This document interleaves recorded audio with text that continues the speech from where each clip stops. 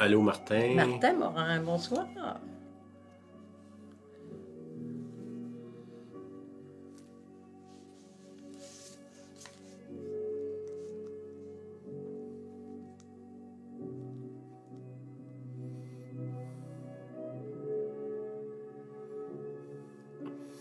Allô, Lison. Bonsoir.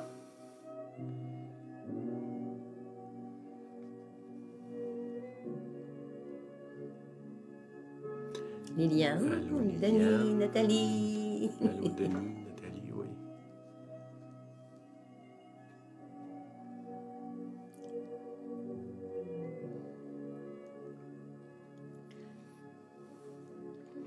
Allô, Céline. Céline. Bonsoir Céline, Daniel. Allô, Daniel. C'est agréable de vous voir. Mélanie. Allô, Mélanie. Cathy. La famille. Étienne, les enfants.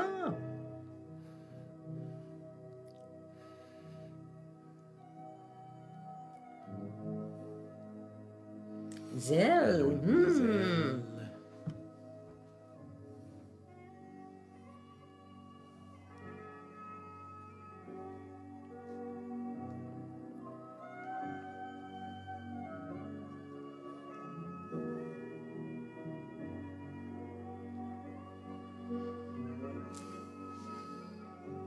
Lina. Allô, Lina. Bonsoir Lina.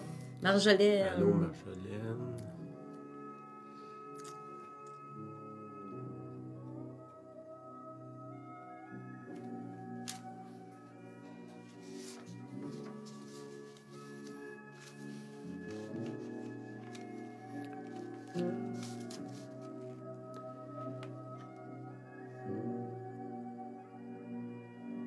Allô, Caroline. Caroline. Bonsoir Caroline.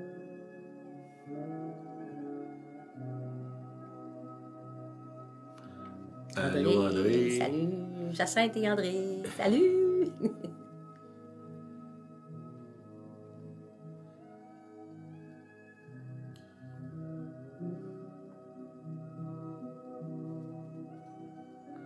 C'est bon.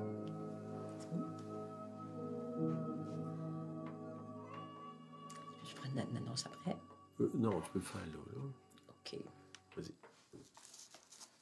Caroline Lévesque, bonsoir. Ouais, on est éclairé en avant puis en arrière. On a une annonce à vous faire ce soir à tous ceux qui ont bien le plaisir de nous écouter. On va ajouter à nos réunions du lundi un enseignement systématique dont le titre sera « Comment bâtir notre maison spirituelle ». L'enseignement se compose de 52 leçons. Chaque leçon dure une durée de 1 heure environ. Donc, dans les prochaines semaines, on va vous indiquer les dates et l'heure exactes. Évidemment, ce ne sera pas les lundis soirs, possiblement les jeudis de 7 à 8. Alors, on vous laisse savoir quand le tout va commencer. Merci. C'est bon. Ça va être Julienne qui va faire ça. Ouais. On se rend compte que beaucoup de gens qui professent de croire en Dieu, là, ils n'ont pas beaucoup de connaissances de base de... C'est quoi être chrétien, là, finalement? Beaucoup, ça ressemble à une espèce de buffet chinois où est-ce que on prend juste ce qui fait notre affaire, là. Puis je veux un peu adresser ça ce soir aussi, là, quelque chose d'important, là, qu'on comprenne dans quoi qu'on s'embarque, finalement, là. Avant ça, je veux parler un peu là, des annonces qu'il y a eu cette semaine là, du gouvernement. Je ne vous cache pas, j'ai été pas mal troublé d'entendre là, les positions extrêmes qu'ils sont en train de prendre. C'est en train de polariser une partie de la société. Là. Ça, c'est malsain. Je vous encourage à prier pour ça, là, qu'il n'y ait pas une brisure sociale là, au Québec en particulier, au Canada aussi, là. Que les gens ne se radicalisent pas autant d'un côté que de l'autre, là. Pourquoi je dis ça, c'est que si on peut se permettre d'ostratiser une partie de la société pour ce qu'ils croient,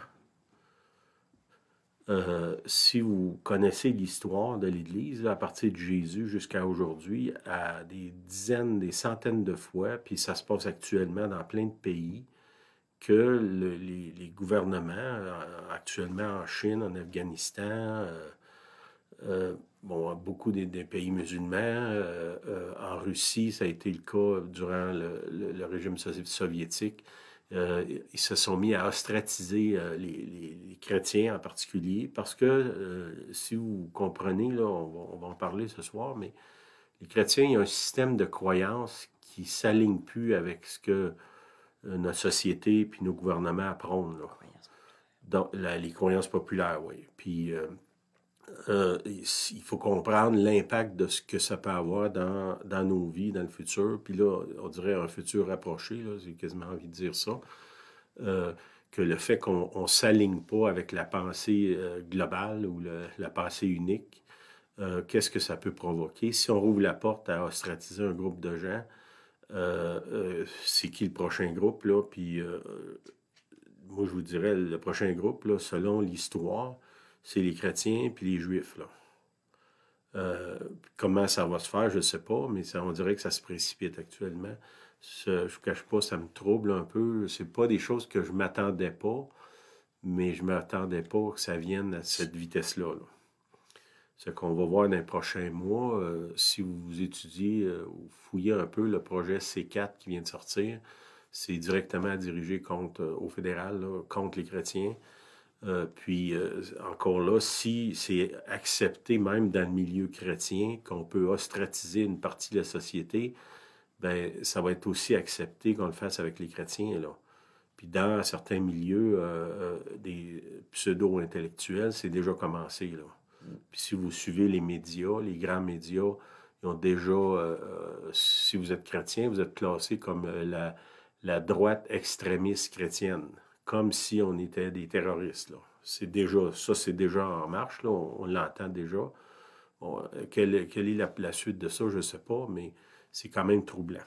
C'est que je n'irai pas plus loin là-dessus, là, mais faites vos recherches, étudiez, priez là-dessus, puis préparez-vous mentalement, là. En passant, les chrétiens qui pensent là, que vous allez être enlevé avant d'avoir le moindre problème, là, oubliez ça, là. Si vous vivez dans un autre pays que le Canada, en Afghanistan, en Chine, dans d'autres pays, la persécution dans ces pays-là, ça fait partie de leur vie au quotidien, là. Fait que nous, dans notre ouate chrétienne, là, de penser qu'on ne sera pas mis de côté ou ostratisé, là, c'est un peu, comment je dirais, une pensée magique, là. Bon, si on est persécuté parce qu'on est imbécile, c'est pas la même chose, là. Ce que je parle, c'est persécuté parce qu'on suit les paroles, ce que le Seigneur a dit dans la parole, là. C'est de ça qu'on parle. On ne parle pas de quelqu'un qui se comporte de façon tout croche puis qui pense qu'il est persécuté parce qu'il est chrétien. C'est pas de ça que je parle, là. Je comprends que si j'agis mal puis je représente mal Jésus, ben si je suis persécuté, c'est pas à cause de l'Évangile, c'est à cause que j'agis mal, là. C'est que faisons la distinction entre les deux, mais définitivement, il y a quelque chose là. OK, c'est un petit bout là, que je parle sur entendre Dieu. Là. Aujourd'hui, je veux parler. Dieu parle par sa parole. La parole, c'est la Bible. Nous, là, mettons pour ce soir, on va s'arrêter à une chose. Là. Mettons qu'on est des croyants du Nouveau Testament. Là. OK? Bon, moi, j'ai une Bible ici. Là. Si vous regardez ma Bible, la petite partie ici, là, ça, c'est le Nouveau Testament. Ça fait que c'est pas beaucoup de pages, là. Puis l'autre partie, c'est l'Ancien Testament. OK? Mettons qu'on est des chrétiens de la Nouvelle Alliance, c'est ça ici. OK? C'est quoi? Mettons, ça inclut toutes les pages du Nouveau Testament. Le Nouveau Testament ou la Nouvelle Alliance, ben, c'est un contrat, une alliance, un testament, c'est un contrat. Dans le cas d'un testament, normalement, c'est un contrat notarié. D'une alliance aussi. Si je fais une alliance avec quelqu'un, normalement, ça va être mis sur papier, puis ça va être signé par les deux parties, ou s'il y a plus que deux parties, par plusieurs. Là. Mais c'est des contrats, là. C'est une alliance. La Nouvelle Alliance, le Nouveau Testament, c'est un contrat.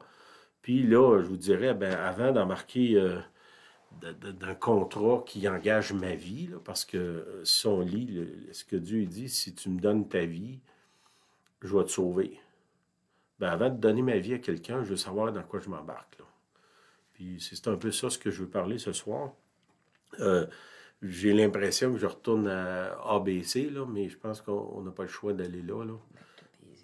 Back to basic. Là, ce que Julien en parle, là, construire sa maison spirituelle, c'est un peu ça, là, mais on n'a pas le choix de retourner là, parce que on a erré dans plein de domaines au niveau chrétien. Puis à un moment donné, on ne sait plus qu'est-ce que Jésus a dit, qu'est-ce qu'il n'a pas dit, puis qu'est-ce que nous, on doit croire. Okay. Dans le Nouveau Testament, il y a les 4 évangiles. Il y a 4 évangiles, ça c'est 4 personnes qui décrivent, Matthieu, Marc, Luc, Jean, qui décrivent la vie de Jésus, ce qu'eux ont été témoins. Si vous lisez les 4 évangiles, il y a quand même une certaine différence un peu entre les textes, là, parce que c'est vu par différentes personnes qui ont vu le même événement. Là.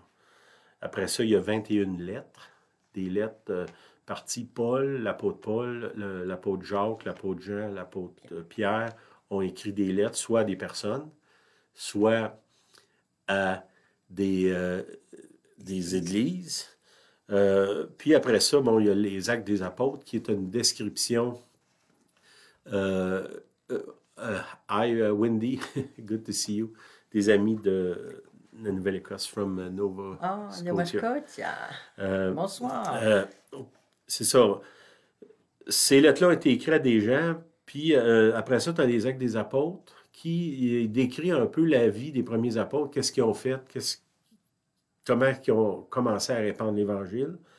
Puis l'autre, le dernier livre, c'est l'Apocalypse, qui est, on pourrait dire, une vision intemporelle de l'apôtre Jean qu'il a eu sur l'île de Patmos, puis il a écrit. Pourquoi je vous dis intemporel, c'est que l'Apocalypse, elle s'appliquait à son époque, elle s'applique sur le temps, aujourd'hui c'est 2000 ans, on pourrait dire. Ça s'applique dans la vie des personnes, ça s'applique à certaines époques, ça s'applique à la fin des temps. Ça fait que c'est comme une vision multidimensionnelle, un peu comme un diamant qui a plein de facettes, puis dépendamment de à quelle époque ou de quelle façon je le regarde, ça parle de différentes façons. Puis, comme je vous dis, ça peut parler personnellement. Si je lis l'Apocalypse, ça peut me parler, moi, dans ma vie, ce que je vis actuellement. Mais ça peut parler globalement à mon époque, comme ça parlait à l'époque des apôtres, puis ça a parlé au Moyen-Âge, puis dans les années 1800, puis durant la Deuxième Guerre mondiale, comme ça va parler aussi ce qu'on décrit comme la fin des temps. Là.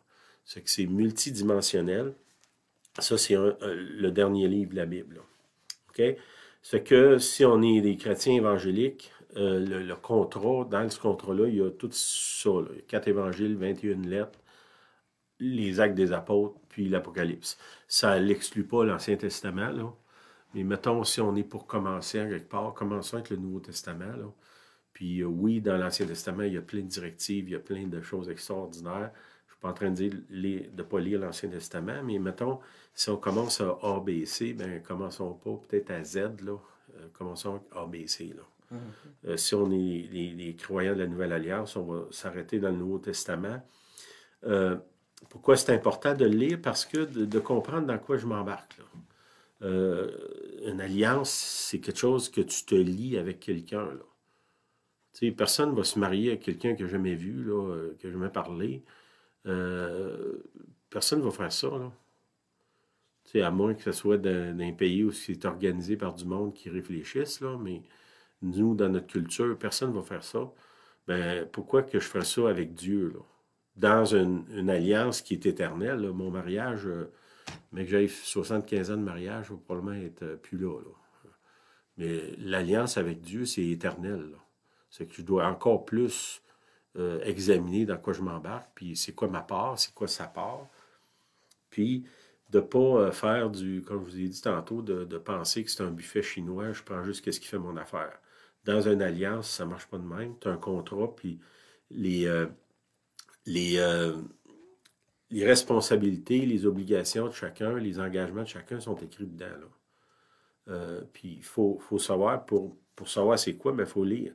J'ai remarqué depuis quelque temps, là, il y a beaucoup de gens qui se disent chrétiens qui lisent absolument pas la Bible, ils savent même pas, ils lisent pas. Bon, il y en a qui lisent pas en tout, à part des niaiseries dans Facebook, là, mais de lire la Bible, là, ça peut peut-être vous aider à comprendre dans quoi vous vous êtes embarqué si vous vous déclarez chrétien. C'est important de chercher. C'est une alliance, comme je vous ai dit. Bon, j'ai pris ma Bible, mon Nouveau Testament, puis j'ai pris des versets ici et là. Pourquoi? Parce que c'est des versets peut-être que vous connaissez déjà. Il y a des versets dans ça qui vont absolument à l'encontre de notre société moderne. Mais là, il faut dire que si je donne ma vie au Seigneur, ben, faut que je croie que Dieu, c'est le créateur de l'univers, que selon sa parole, avant que je naisse, il me connaissait. Il connaissait le début puis la fin de l'histoire, le début des temps, la fin des temps. Donc, Dieu savait qu'est-ce qu'à notre époque, ça aurait l'air, la société, là. C'est que, parce que la société est en train d'errer complètement, ça ne veut pas dire que ça annule la parole de Dieu, là. Parce qu'on se fait dire des choses actuellement qu'on devrait croire, qui sont contraires à la Bible, bien là, il faut que je me demande c'est quoi que je crois. Est-ce que je crois Dieu ou je ne crois pas Dieu? Si je ne crois pas Dieu, bien, je ne suis pas un chrétien. C'est assez simple, ça, là. Le chrétien, là, c'est tiré du mot Christ, de devenir comme Christ. Ça veut dire de croire comme lui croit, de faire ce que lui fait, de croire ce qu'il a dit, là. Ça ne peut pas être autrement que ça, là. Je ne peux pas me réclamer chrétien puis pas croire dans la parole du Christ, là. Ça ne tient pas la route. Puis ça ne tiendra pas la route non plus dans l'éternité. Si je suis sur la terre puis je ne crois pas ce que Jésus a dit, ben j'ai pas ma place dans le ciel. C'est un peu raide, là, ce que je vous dis là, mais c'est pas moi qui dis ça, là, c'est la Bible. Pour ça, c'est important de la lire, là, pour vous dire, ben, est-ce que je m'embarque là-dedans? Puis tu sais, cette alliance-là, c'est pas une alliance que je peux embarquer à moitié. Tu sais, dans le monde, là, les gens, ils prennent une alliance, ils se marient avec quelqu'un, puis ils trompent cette personne-là avec d'autres. Ben, Dieu parle de la même chose. Il dit, vous me trompez, vous allez vers d'autres dieux. Vous allez, comme, mettons, un homme va vers une autre femme que sa femme, l'adultère. Mais l'adultère spirituel, ça existe. Ben, est-ce que ça fait partie de l'Alliance? Ben, l'Alliance a dit que c'est une relation unique, divine, unique avec Dieu. Ça veut dire qu'il n'est pas supposé d'avoir d'autres dieux dans cette relation-là. Puis les dieux, ben, il y a des idoles, là, je comprends, mais souvent les dieux, c'est ce qu'on a mis en avant du Seigneur. Ça peut être l'argent, ça peut être notre maison, notre carrière, nos ambitions personnelles, je sais pas, des activités qu'on fait, là, toutes ces choses-là, puis il faut les ramener, puis y réfléchir. Surtout là qu'on approche des temps, je pense que notre foi va être mise à l'épreuve, là. OK, dans Matthieu 1, verset 1, je vais lire des versets, là, comme ça, vous ne pouvez pas dire que moi, je vous accuse ou quoi, là, c'est pas moi, c'est Dieu, là, c'est la Bible qui dit ça. C'est Jésus qui parle. Jésus, lui, qui sauvera son peuple de ses péchés. OK, ça, c'est quand l'ange vient annoncer à Marie qu'elle va tomber enceinte, elle parle de Jésus, c'est lui qui sauvera son peuple de ses péchés. Bon, cette déclaration-là, ça veut dire que moi, je suis un pécheur. Verset 21. Oui, Matthieu 1, 21. Moi, je suis un pécheur. Puis j'ai besoin que Jésus vienne me sauver. Bon, ça, c'est une affaire qui a une dérive actuellement dans l'Église de penser que moi, je suis une bonne personne après tout, puis pourquoi Dieu me rejetterait, puis si Jésus est venu sur la terre, c'était pour sauver les pécheurs, puis Paul, il dit, dont moi, je suis le premier. Puis les pécheurs, tous ont péché, sont privés de la grâce de Dieu. C'est que ça, c'est des passages qui disent, bon, on est pécheurs, puis on a besoin d'un sauveur. Puis toute notre vie, on va en avoir besoin, jusqu'à notre dernier souffle, on aura besoin d'un sauveur pour nous libérer du péché, de la nature, puis des actions du péché. Au Matthieu 3, verset 1, « Repentez-vous, car le royaume des cieux est proche. » Le mot « repentir », ça veut dire change de bord, change de direction, change ta façon de faire. Selon l'Évangile, un des fruits de l'Évangile dans notre vie, c'est qu'on vire de bord, on change de vie, on change notre façon d'agir. C'est que je ne peux pas continuer à agir comme j'agissais avant, continuellement, je parle. Je comprends qu'il y a une progression dans cette libération-là, mais je ne peux pas continuer à vivre comme je vivais avant de connaître le Seigneur, puis de ne pas clamer que je suis chrétien. Là, ça ne marche pas. Fait que dans le mot « repentez-vous », c'est « faites retour ». Tourne-toi de bord, change de conduite. Puis peut-être que vous êtes « ouais, mais je ne suis pas capable », mais criez à Dieu.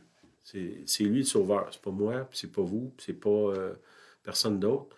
Mais on doit reconnaître qu'on est pécheur, puis qu'on a besoin, pour sortir du péché, de changer de façon, là, changer de bord. Ça, c'est Matthieu 3, 1. Matthieu 4, 1. Alors Jésus fut emmené par l'Esprit dans le désert pour être tenté par le diable. Bon, la Bible a dit que le diable existe. C'est que c'est pas une invention des humains, là, c'est Dieu qui dit ça. Là. Le diable existe, puis son but, c'est marqué dans la Bible, c'est d'égorger, tuer, puis détruire. Il fait sa job pas mal, il est bon. Il est bon dans ce qu'il fait, c'est un expert. Il est rusé, puis il est là. Ça fait que oui, on a un ennemi, oui, le diable existe. Est-ce que les démons existent? La réponse est oui.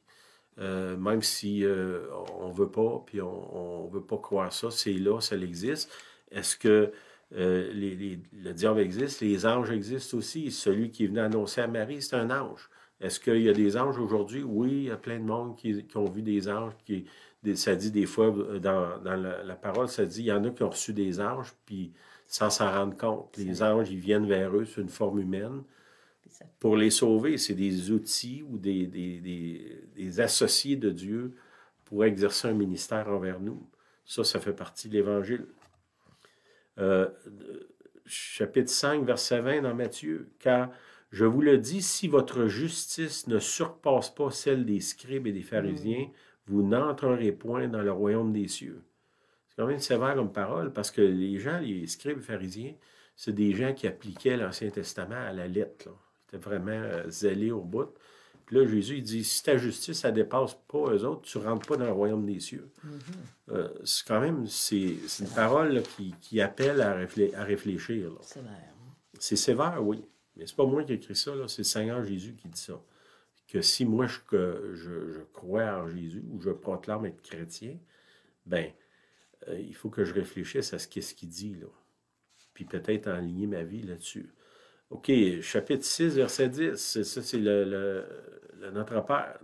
Notre Père qui est aux cieux, que ton nom soit sanctifié, que ton règne vienne, que ta volonté soit faite. Ça aussi, tu sais, Jésus dit, voici comment vous devez prier.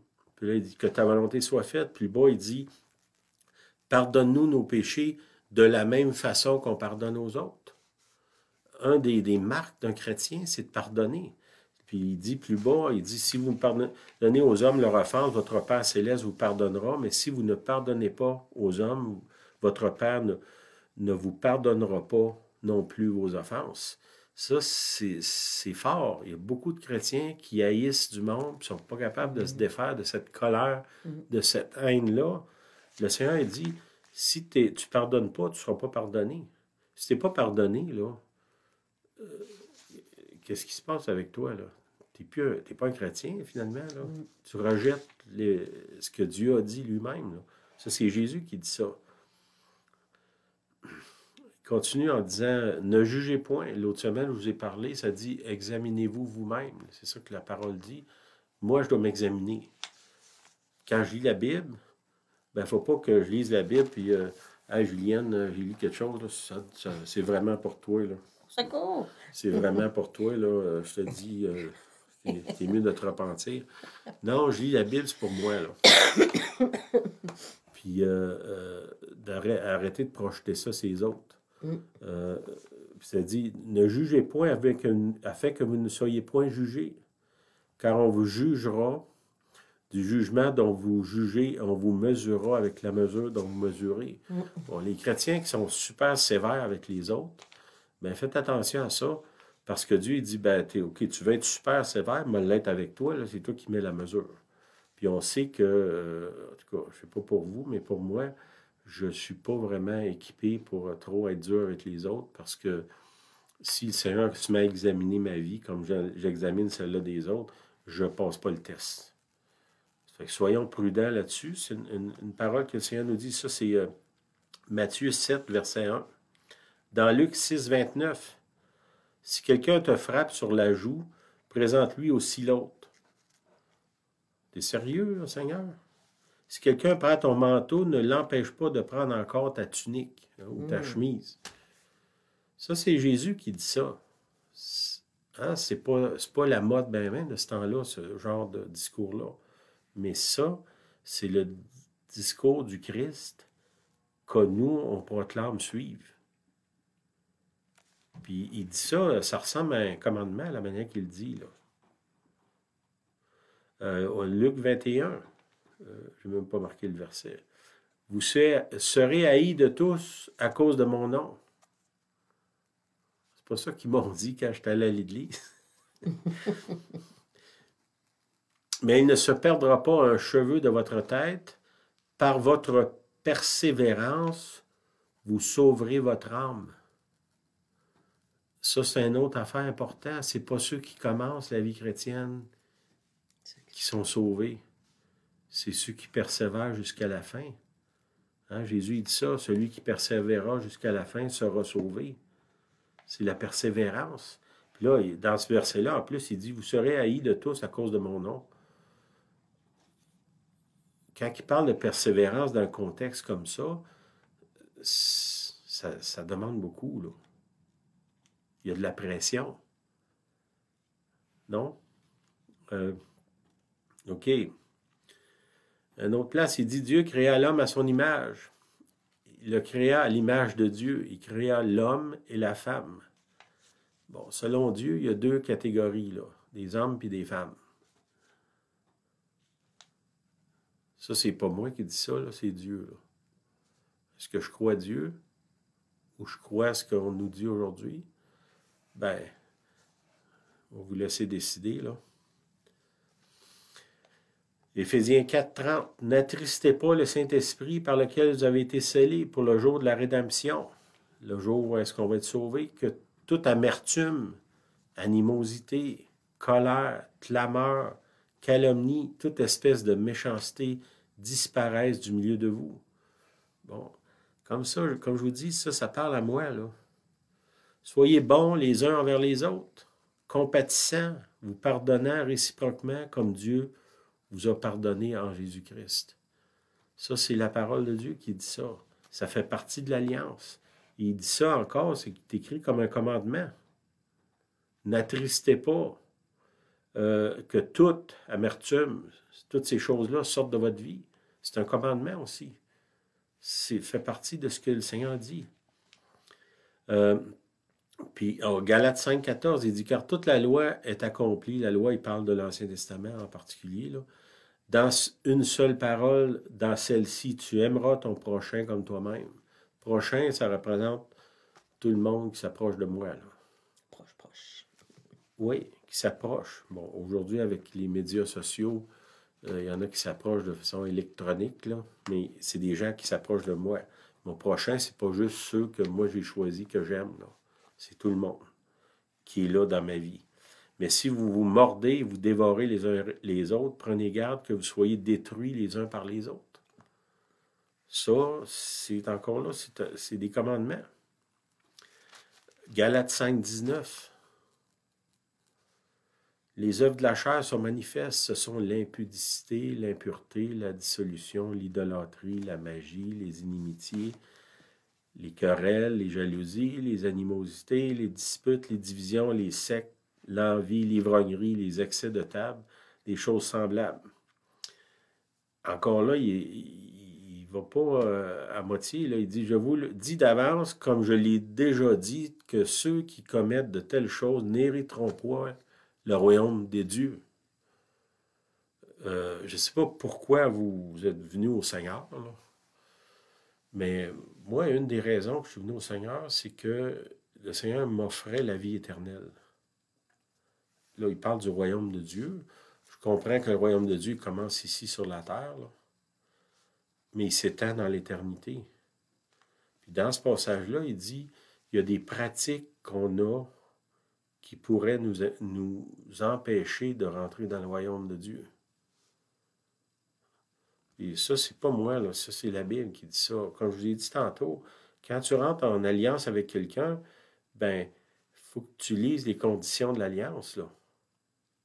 Sinon, ben, tournons-nous de bord, on m'a dit, comme Paul dit, s'il n'y a pas de résurrection d'entre les morts, mangeons et buvons, car demain nous mourrons. En voulant dire, si on se fout de ce qu'il dit, faisons la fête. Ben, allons fêter, puis à la fin, finissons dans les temps de feu, là. Si de toute façon, on est pour arriver là, là. C'est sérieux, l'Alliance. Puis l'Alliance est écrite en partie dans la Bible. Puis Dieu nous a donné le Saint-Esprit pour nous guider au travers de ça. Je ne suis pas en train de dire qu'il faut tout mettre ça en pratique la même journée, là. C'est un processus qui dure toute la vie. Mais il faut qu'on soit enclenché dans ce processus-là. Là. Puis que ça devrait être visible au moins un petit peu par les gens qui nous entourent. Au moins un peu, là, si possible. OK. Colossiens 3:11. C'est Paul qui parle. Là, il dit, il n'y a ici ni grec, ni juif, ni circoncis, ni incirconcis, ni barbare, ni chiite, ni esclave, ni libre, mais Christ est tout en tous. Okay? Dans le fond, ce qu'il dit ici, c'est que l'Église, c'est une espèce de ramassis de n'importe quoi, de n'importe qui, des gens qui, normalement, ne seraient jamais associés ensemble. Puis la seule chose qui nous unit, c'est le Christ. Parce que quand vous lisez cette description-là de l'Église, finalement, c'est du monde que, normalement, si tu les mets dans la même pièce, ça va finir en carnage. Puis là, Paul, il dit, il n'y a ici ni juif, ni grec, ni circoncis, ni incirconcis. C'est toutes des choses qui divisaient les gens. Moi, je suis comme ça, puis toi, tu es comme ça, donc tu n'as pas affaire dans ma vie. Puis c'est toutes ces choses-là. Tu es de telle race, tu es exclu. Tu es dans tel groupe, tu es exclu. Tu crois telle chose, tu es exclu. Puis là, le Seigneur, il dit, non, il dit, Dieu nous a mis ensemble. Pas parce qu'on pense pareil. Parce que dans l'autre description que je l'ai donnée avant dans Galates, une des affaires, c'est les sectes. Tu sais, la caractéristique d'une secte, c'est un groupe de gens qui pensent tous pareil. Fait que si vous vous entourez juste de gens qui pensent comme vous, ben ça, c'est la description d'une secte. Puis là, dans Colossiens, il dit, ben non, il dit, l'Église, c'est un ramassis de monde qui sont, normalement, tu ne pourrais pas mettre ensemble. Puis à cause du Saint-Esprit, à cause de l'amour de Dieu, à cause de l'Alliance, ils sont capables d'avoir une relation ensemble, puis de s'aimer. Pourquoi? Parce qu'ils mettent Dieu avant eux-mêmes, avant ce qu'ils pensent, avant le conviction personnelle, ils ont mis Dieu avant. Okay? Colossiens 3:14. Mais par-dessus tout ces choses, revêtez-vous de la charité, de la charité, l'amour, qui est le lien de la perfection. Bon, je viens de vous parler d'un groupe de gens dans Colossiens 3:11 qui, normalement, on ne peut pas mettre ensemble. Puis là, il dit, c'est quoi qui tient ensemble? C'est quoi la colle qui tient ces matériaux-là ensemble? C'est la charité, c'est l'amour, c'est le lien de la perfection, c'est l'amour.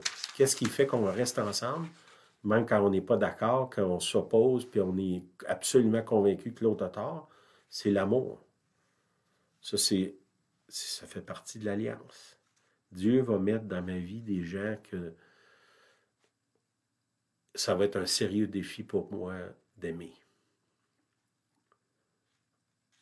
Puis ça fait partie de l'alliance dans laquelle j'embarque quand j'embarque dans la vie chrétienne. Colossiens 1:5. À cause de l'espérance qui vous est réservée dans les cieux et que la parole de la vérité, la parole de l'Évangile, vous a été précédemment fait connaître. Il est, parlant de Jésus, au milieu de vous, dans le monde entier. Il porte des fruits, il va grandissant. Si on marche dans la parole, on va faire quoi? Jésus va être au milieu de nous, ça va s'étendre dans le monde entier, ça va porter du fruit, puis ça va grandir. C'est la parole de l'Évangile. Si vous lisez l'Évangile, cette parole-là va grandir en vous. Les paroles de l'Alliance, ils vont grandir. Vous allez grandir. Dans Hébreux 6, 12, en sorte que vous ne vous relâchiez point et que vous imitiez ceux qui, par la foi et la persévérance, héritent des promesses. Il y a des promesses que Dieu nous a données. Dans l'Alliance, il y a des promesses extraordinaires. Si vous lisez le Nouveau Testament, l'Ancien Testament, il y a des promesses qui sont extraordinaires pour les gens qui embrassent l'Alliance que Dieu a mis avec eux. Il y a des conditions qui sont strictes, mais il y a des avantages extraordinaires. On ne peut pas avoir juste un ou l'autre. Les deux vont ensemble. Puis comme je l'ai dit, c'est une progression. C'est pas la journée que tu vas être parfait, tu viendras me voir. Non, si tu veux devenir parfait, tiens-toi autour de moi. Pas moi, mais je parle du Seigneur. Si on se tient proche de lui, c'est lui qui est le lien de la perfection. C'est lui qui nous transforme de gloire en gloire. C'est l'Esprit qui nous conduit. C'est l'Esprit qui nous change. Mais il faut s'approcher de lui puis chercher qu'est-ce qu'il a à dire. Oui, Dieu parle en prophétie, en vision, en songe. Je crois ça absolument. Mais aussi, il parle par la Bible. Puis une grosse partie de ce que je crois, je le prends, mettons, comme chrétien dans la Nouvelle Alliance, dans le Nouveau Testament. Éphésiens 2, 8, il dit, car c'est par la grâce que vous êtes sauvés. OK? Quand on voit là, qu'il est quand même assez dur de dire, si vous faites ci, faites ça, vous ne rentrez pas dans le royaume de Dieu, c'est pas par vos actions que vous rentrez dans le royaume de Dieu. C'est par la grâce. Mais la grâce, elle agit dans vos vies, dans nos vies, puis elle nous amène à poser des gestes qui sont plus grands que les lois de l'Ancien Testament. Okay? C'est par la grâce que vous êtes sauvés par le moyen de la foi. Et cela ne vient pas de vous, c'est le don de Dieu. Okay? Tu es sauvé par grâce. Comment? Par la foi. En croyant ce que Dieu a fait, en croyant l'alliance, en croyant les promesses de Dieu. La foi, c'est quoi? On l'a vu l'autre semaine, c'était... Une démonstration des choses qu'on espère. Oui, puis on a vu, c'était quoi le mot? J'avais un mot, c'était confiance. Confiance. Et la foi, c'est d'avoir confiance. Puis dans les textes originaux, le mot foi, c'est un verbe, c'est une action. Okay? Ça veut dire croire et obéir. Ça ne peut pas juste dire oui, je crois, mais je fais rien. Non, non. Croire et obéir, ça pousse à l'action, puis ça pousse à l'abandon. On l'a vu l'autre semaine. OK. Dans Josué 1,8, ça c'est dans l'Ancien Testament, que ce livre de la loi, parle du livre, ne s'éloigne point de ta bouche, médite-le jour et nuit pour agir fidèlement selon tout ce qui est écrit, car c'est alors que tu auras du succès dans tes entreprises, c'est alors que tu réussiras. Bon, il y a un lien avec l'attachement au livre, l'attachement à l'alliance, puis la réussite de notre vie. Définitivement, quand on obéit au Seigneur, notre vie a réussi. Est-ce que ça veut dire qu'on ne souffre pas et qu'on n'a jamais de problème? Non. Tu sais, la réussite, ce n'est pas l'absence de souffrance. C'est souvent persévérer dans la souffrance. C'est ça, souvent, la réussite. Hein? C'est ceux qui, à force de persévérer, obtiennent les promesses. Et souvent, la promesse comment je dirais, est l'autre bord du désert. Si tu vires de bord dans le milieu du désert, ben, tu ne touches pas à la promesse. Il y a quelque chose d'important, la persévérance. C'est au cœur même de l'alliance. Puis c'est vrai dans toutes les alliances. Les gens qui persévèrent, ils reçoivent le bénéfice de l'alliance. Dans l'Apocalypse 22, 18, je le déclare, ça c'est l'apôtre Jean là, dans l'Apocalypse, à quiconque entend les paroles de la prophétie de ce livre, si quelqu'un y ajoute quelque chose, Dieu le frappera des fléaux décrits dans ce livre. C'est quand même assez tough, là, si vous lisez l'Apocalypse. Là, il dit, si tu enlèves une partie du livre, ça ira pas bien, là, finalement. Et si quelqu'un retranche quelque chose des paroles du livre de cette prophétie, Dieu retranchera sa part de l'arbre de la vie, de la ville sainte, décrit dans ce livre. OK? C'est important qu'on lise la Bible. Puis comme je vous dis, si vous n'êtes pas des gros liseurs, lisez le Nouveau Testament. Puis lisez-le dans le sens que ça vous parle à vous, pas le projeter sur les autres. Faites pas comme moi, là, je suis en train de me faire une nouvelle Bible. Regardez ce que ça a l'air. J'ai enlevé ce qui ne fait pas mon affaire. Au lieu de le souligner en orange, je l'ai souligné en noir. Puis là, finalement, j'ai enlevé une grosse partie du Nouveau Testament, puis je me suis fait une Bible à mon image. Hein, comme un peu les gens dans l'Ancien Testament qui se faisaient un Dieu à leur image. Puis là, j'ai rayé ce qui ne fait pas mon affaire.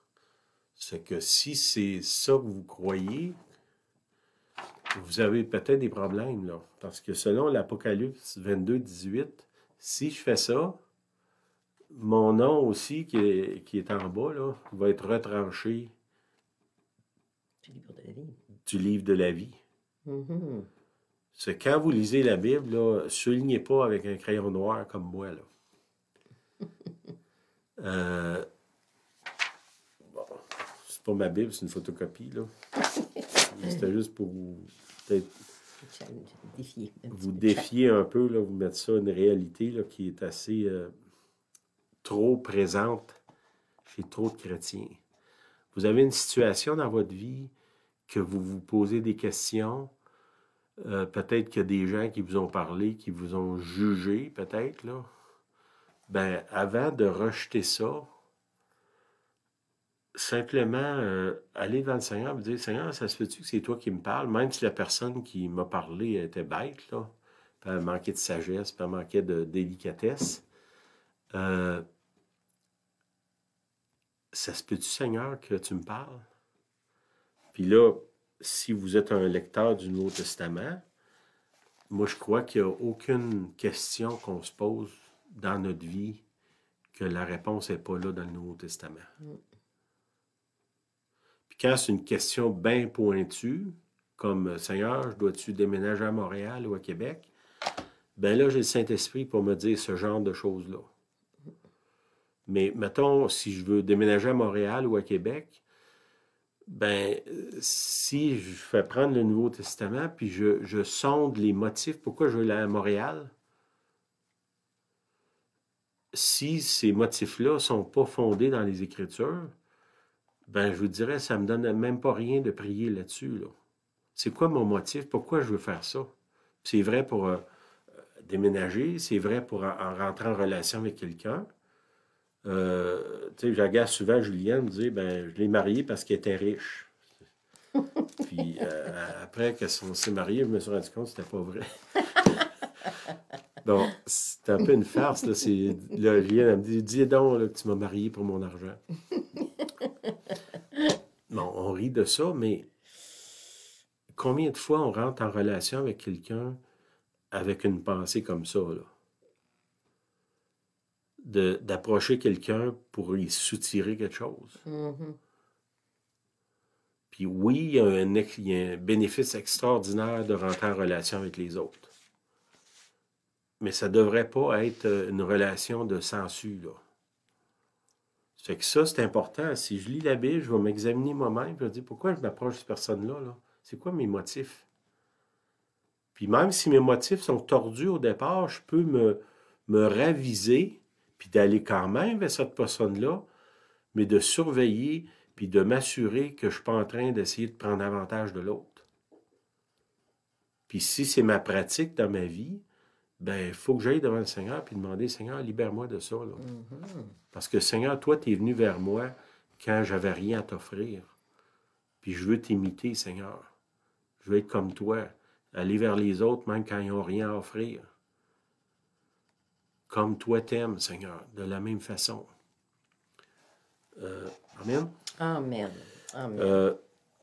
Dans le fond, c'est rare que je fais ça, juste lire des versets, là, mais je pense que c'est important aujourd'hui. Je vous encourage à lire le Nouveau Testament, de vous assurer que si vous rentrez dans une alliance avec Dieu ou si vous pensez que vous êtes déjà dans cette alliance-là, ben vous assurez, c'est quoi les détails de l'alliance, là? C'est quoi cette alliance-là? C'est quoi que Dieu me demande? C'est quoi qu'il me donne? C'est quoi qu'il me demande? Puis de s'assurer que si, mettons, je lis ça, puis je dis, ben, ça marche pas, ça, moi, ça m'intéresse pas, ben, allez-vous-en ailleurs. Faites d'autres choses. Mais si c'est vrai ce qu'il dit, si c'est vrai l'alliance, si c'est vrai le Seigneur, ce que nous promet, qui nous invite dans cette alliance-là, ben, vivons pour l'alliance, vivons en accord avec cette alliance-là. Puis comme je vous dis, ce que moi je vois actuellement, les gens qui ne sont pas fermement enracinés dans l'alliance, vous ne tiendrez pas le coup dans ce qui s'en vient, là. Tu sais, si la seule raison que je suis avec quelqu'un, comme avec Julienne, pour son argent, qu'est-ce qui se passe quand elle n'a plus d'argent?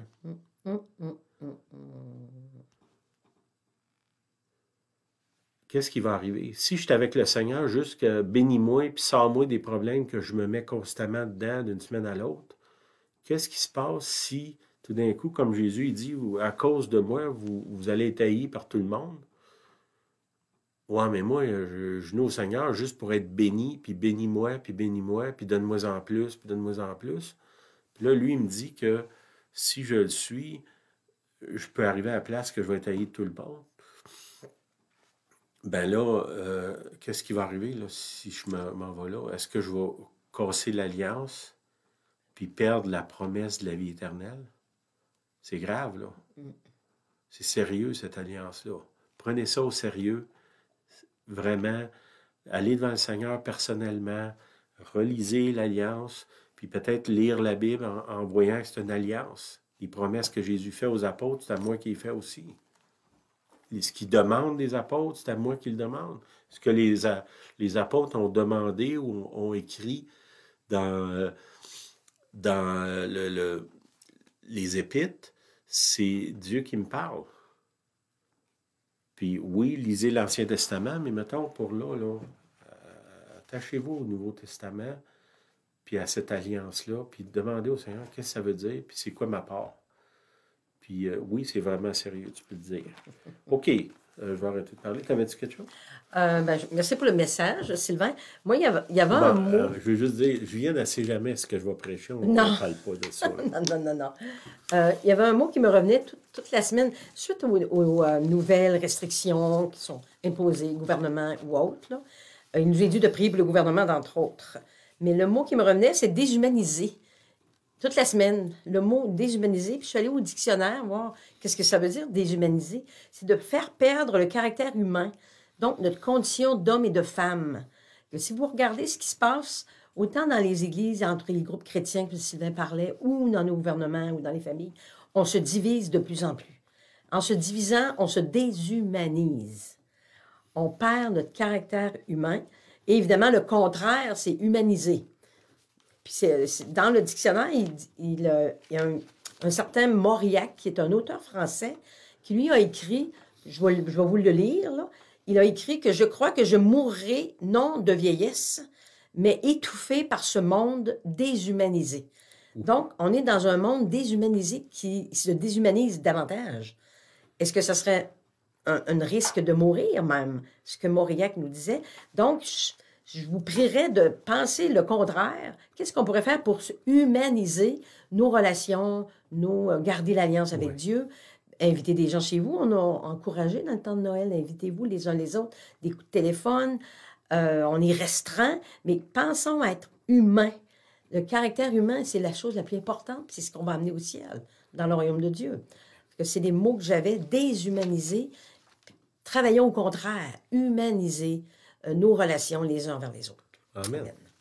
L'alliance. L'alliance. OK. Mais Seigneur, je prie que tu nous aides à entrer dans l'alliance, voir le sérieux de l'alliance. Seigneur, qu'on ne soit pas des gens pas sérieux là, qui prennent ça à la légère. Seigneur, cette alliance-là, elle nous amène dans l'éternité, dans ton royaume, Seigneur. On veut faire partie de l'Alliance, on veut faire partie de ceux que tu vas emmener avec toi dans ton royaume. Seigneur, aide-nous, on a désespérément besoin de ton aide, on a besoin d'un sauveur. Un sauveur nous est né, c'est Jésus-Christ. Il est venu pour nous sauver, il est venu pour nous délivrer, il est venu pour nous donner la grâce. Seigneur, aide-nous à vivre dans la grâce, puis que cette grâce-là, elle agisse puissamment dans nos vies, qu'on devienne des partenaires de ton alliance, puis qu'on puisse être des modèles autour de nous de qui sont ces gens qui marchent dans l'alliance, à quel point ils sont bénis. Au nom de Jésus, je prie. Amen. Amen. Merci Amen. d'être là. Soyez bénis. Bonne semaine. Merci d'être là avec nous. Bonne semaine. Toutes les semaines. On vous aime. On vous aime beaucoup. Beaucoup, beaucoup. Bye bye. Bye, bye.